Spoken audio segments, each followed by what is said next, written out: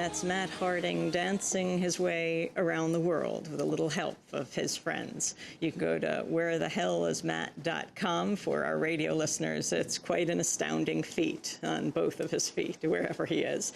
This is Democracy Now!, democracynow.org. We're broadcasting on over 700 stations, on Pacifica and NPR, and low-power FM and college and community stations, on public access TV and PBS TV stations, and both TV satellite networks, on Dish Network Channel 9415, Free Speech TV, 9410 Link TV, and on DirecTV Channel 375. And we're video and audio podcasting at democracynow.org. Our headlines are also available in Spanish for any radio station to take, as over 200 are.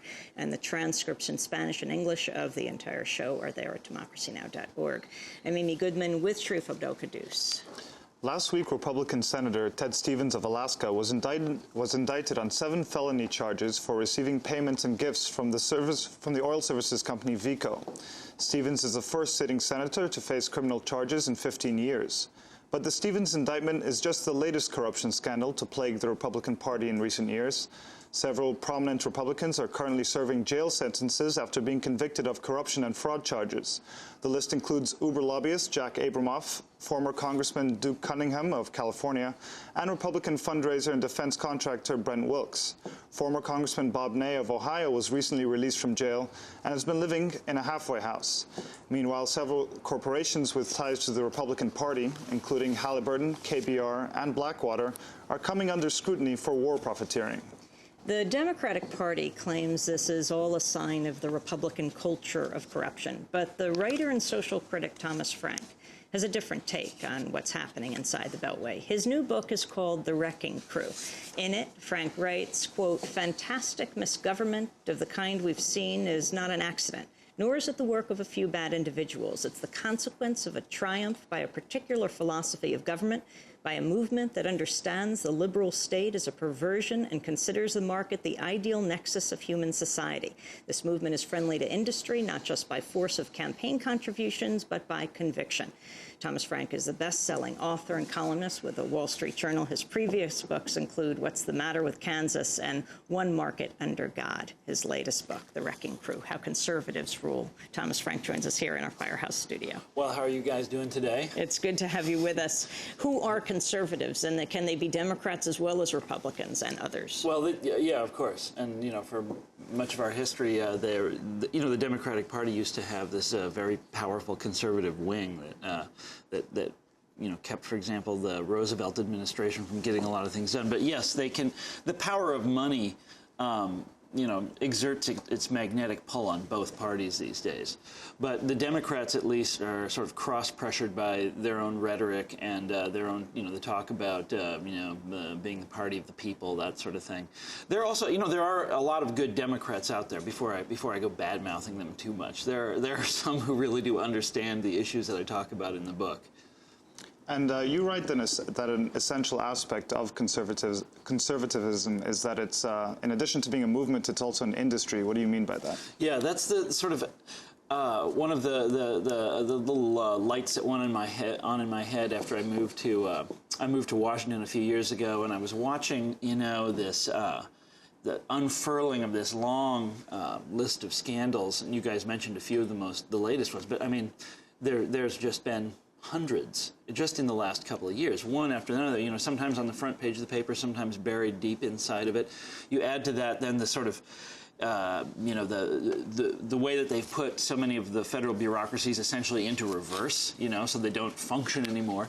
The bringing incompetent people in to run federal agencies, and then the sort of triumph of lobbying as the great Washington industry, and you start to see that what's going on is the application of it's all part of the same phenomenon, and it's the application of market principles to government itself. And the title of your book is The Wrecking Crew. Yeah. How exactly are they attacking the civil service system? I mean, you write about the pay gap. What is that? It's very interesting that conservatives have had a beef with the civil service for a really long time. I mean, this is part of their identity. This goes all the way back. I was able to find an article published in 1928, and it was written by, or maybe it was an interview with the president of the U.S. Chamber of Commerce. And these guys are big players in Washington now, just as they were in 1928 in the Coolidge administration, big, conservative powerhouse down there. And the title of the article was, it was also the most important quotation in the article from the Chamber of Commerce guy, "The best public servant is the worst one," he said. And what he meant by that was that, you don't want good people in government. You don't want talented folks in government, because then government will work, it'll be effective. And if government's effective, then people will start to expect it to solve their problems, and who knows what comes after that, It's all downhill from there, from his perspective. And the funny thing was, then you start, researching the history of conservatism, people say things like this all the time, that we don't want the best and the brightest in government. And they also refer to the bureaucracy, to the civil service. They have a special term for it in the conservative movement. They call it the permanent government, okay? So the idea is that these bureaucrats have a politics of their own, a liberal politics, these people cannot be trusted, and so you have to deal with them in some way. And so that's always the sort of one of the big problems. And what are we going to do about the civil service? How are we going to kick their ass, right? And they're forever coming up with new methods. Reagan had, they would just fire people across the board. They called it reductions in force. The most interesting thing, though, is what the Bush administration has done, sort of their signature initiative, what they're going to be remembered for, in addition to the Iraq War, that sort of thing. But what they're going to be remembered for in terms of their, innovations in governance is turning everything over to the private sector, right? Outsource the job. Get, take these jobs away from career civil servants and hand them over to the big federal contractors who, have these offices around the Washington Beltway. And Thomas Frank, you start your Harper's piece, which is an excerpt of the book, The Wrecking Crew, how a gang of right-wing con men destroyed Washington, made a killing. Going back 2 years, you go back to Jack Abramoff, but he's in jail. What's the problem today? Why is this relevant to today? Yeah, he's it seems like this is how people are brushing it off in Washington now. It's like, hey, the dude's in jail. Problem's over. Problem's solved.